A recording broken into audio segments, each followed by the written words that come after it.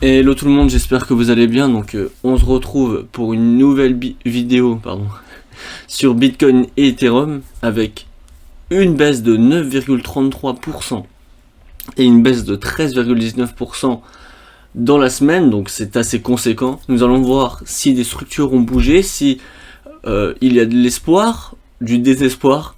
On va voir ça tout de suite.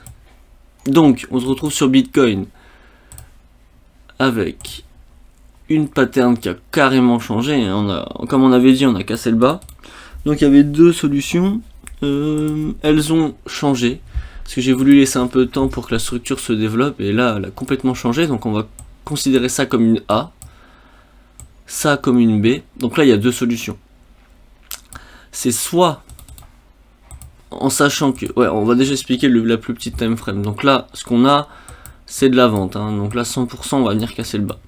Donc c'est soit là, on a fait un petit flat, mais j'y crois pas du tout.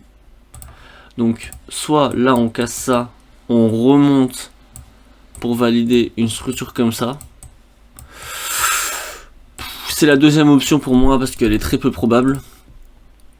Soit là, on corrige et on valide un drop pour faire un running baissier. Donc voilà, on va venir là, casser le bas, remonter et ensuite tomber pour valider un running.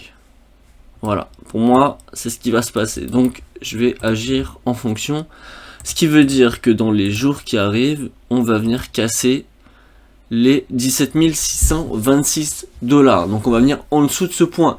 Donc c'est, pour moi c'est juste incroyable. Si on pouvait descendre jusqu'à 1006 là, remonter ici, puis redescendre plus bas, là ça serait une grosse pattern, donc on pourrait viser du 12 000 carrément. Je serais assez content, je vais pas vous mentir, ça me ferait plaisir. Mais bon, la structure ne donne pas ce qu'on veut, donc elle peut très bien toujours remonter d'un coup et retomber ensuite. Donc on peut avoir un flat tout de suite, pardon. On peut l'avoir tout de suite le flat. Donc là, ce qu'il va falloir faire attention, c'est à ce setup ici là. Si vous voyez que là ça commence à... Si ça pète ce top là, c'est mort, on va faire le flat. Par contre, si ça commence à descendre directement là, c'est soit un running, soit une structure plus complexe. Donc après on va pouvoir faire peut-être une fin de structure. On sait pas, on sait toujours pas, mais pour l'instant viser de la vente et de la grosse vente. Là on va viser du 5% à 6% avec un levier quoi. Voilà, du 10% carrément, vous voyez. C'est encore mieux que prévu. Donc maintenant on va sur l'Ethereum. L'Ethereum, qu'est-ce qu'il nous dit le monsieur? Alors, l'Ethereum c'est plus propre, franchement je préfère la structure de l'Ethereum. Donc on considère ça comme une A. Là on entame la B, qui va venir soit casser le bas pour faire un running. Voilà. Soit casser le bas pour venir en running, soit on va avoir une cassure du bas, une remontée ici. C'est toujours aussi possible. Les deux sont possibles, mais celle-là en deuxième parce que ici on a un sell setup en préparation. Après si ça change, là on changera les sens des structures.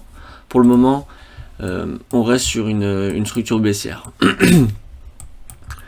Le BNB. Donc le BNB, là ce qui nous fait comme le TH, donc soit il valide un flat, ce qui serait pour le BNB possible pour venir valider un running, mais comme je vous ai dit, on priorise les sell setup parce que là il y en a un pour venir valider potentiellement de la baisse. Donc là on va venir chercher de la baisse. Tac, tac. Voilà. Après, le BNB, il peut très bien exploser, parce que lui, il a une structure plus grande à faire. Donc, il peut venir faire le flat. C'est possible. Hop. Pour valider son flat. Donc, prioriser. Reste à l'écart du BNB. En tout cas, sa structure est un peu ambivalente. Donc, faire attention quand même à un un certain point. Donc là, sur le dollar, on avait dit que tant qu'il casse pas le top, on cherche de la baisse. Donc pour le moment, il n'a pas cassé, mais là ça commence à se rapprocher. Donc s'il casse le top, on validera un running et donc venir remonter vers, enfin descendre sans casser le bas, puis remonter. Le S&P. Donc le S&P toujours pas ouvert. Donc ça, c'est ce que c'est les CME. 1er juillet, non, c'est le vrai marché. Donc là, on est sur le marché spot, on va dire. Donc ça veut dire qu'il ouvre à 15h30 chez nous. Donc potentiel running plus bas. Est-ce que j'y crois? Là, c'est absolument dégueulasse. Donc il peut très bien faire ça et dropper ou dropper directement. Donc c'est de la vente dans tous les cas. Je vous dirais de rester à l'écart de quand même ce S&P qui a l'air d'en vouloir faire qu'à sa tête. Parce qu'en plus, comme c'est un indice, c'est compliqué. Il fait un peu des mouvements aléatoires sur le court terme, j'ai envie de dire. Donc là, qu'est-ce qu'on avait dit sur le SHIB? Donc là, on validait un running. Donc là, on avait dit qu'il allait vers le bas. Donc soit il cassait, enfin soit il montait plus haut, soit il tombait direct. Là, en l'occurrence, il a validé un sell, enfin, il est en train de valider un sell setup, donc il va venir chuter directement. Donc, on considère ce point-là comme le plus haut, sac, hop, la correction qui va venir nous régaler. Voilà. Donc, sell setup en préparation, bientôt fini d'ailleurs. Pour le sol, très simplement, hein, hop, hop, le running baissier, donc hop, hop. Lui il est extrêmement beau avec le sell setup magnifique et donc là on va venir chercher en dessous des 25$. Préparez-vous, ça va swinguer.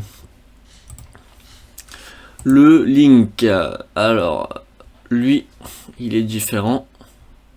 Là qu'est-ce qu'on a? On a eu un flat qui est venu casser le bas, donc là une nouvelle structure.